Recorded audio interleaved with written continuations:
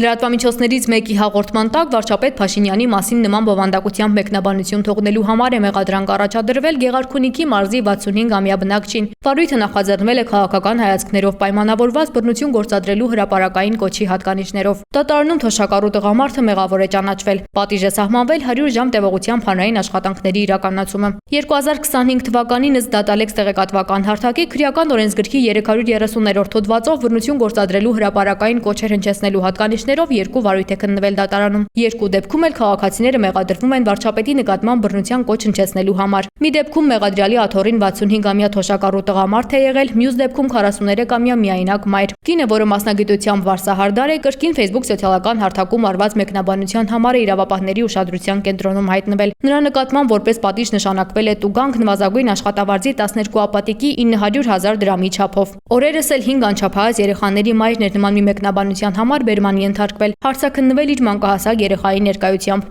Ընդ որում տեղափոխելուց իր մանկահասակ երեխաներից մեկը սկսել է լացել, եւ ստիպված երեխան էլ այդ իրանց հետ գնացել քննչական բաժին եւ այդ ամբողջ ժամանակահատվածում գտնվել մոտակայքում։ Մեկնաբանություն է թողել Facebook-յան հարթակներում տեղ գտած տեսանյութերից մեկի տակ, որը կապված էր Իրանի հոգևոր առաջնորդի սպանության հետ։ Գարումա կատարել, նշելով, որ բազմաթիվ ցավերի միջով անցել եւ իր ցավերի մեջ մեղադրել է բացառապես Հայաստանի ներկայիս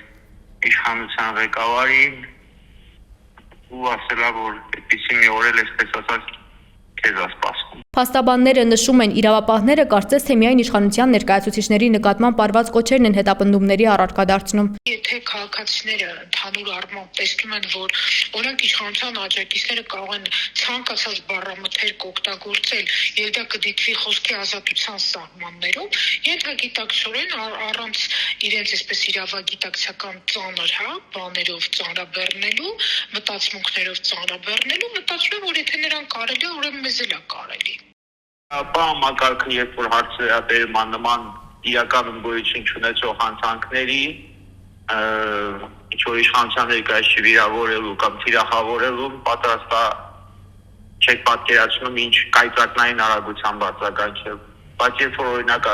մարդիկ մտնում եւ Facebook-յան իրենց եթերներով հայտարարում են, որ Գորիսի ճանապարհը պետք է փակեին, որպեսզի Արցախի մեր ու մանու կոտորվեին Ղարաբաղում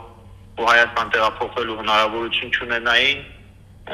քննչական կոմիտեն ասում է դա կոշտ վիրավորական արտահայտություն է, բայց խոսքի ազատություն է։ Արդյոք նույն ջանասիրությամբ իրավապահները քննում են այն դեպքերը, երբ բռնության կոչ է հնչում ոչ թե իշխանության ներկայացուցչի, այլ մեկ անձի, օրինակ ընդդիմադիր հայացքներ ունեցող անձի նկատմամբ։ Համենայն դեպս հանրային հնչեղություն ստացած ոչ մի նման դեպք իրավական հետևանքներ չի ունեցել։ Փաշինյանի աջակիցներից մեկը բռնության սպառնալիք էր հնչեցնում, ասելով, որ քարոպտի վերցվի եւ կաթողիկոսի գլուխը ջարդվի, չէ՞, այդպեսի մի բան արտահայտություն։ Հիմա եթե հարցն է քննչական մարմնին, թե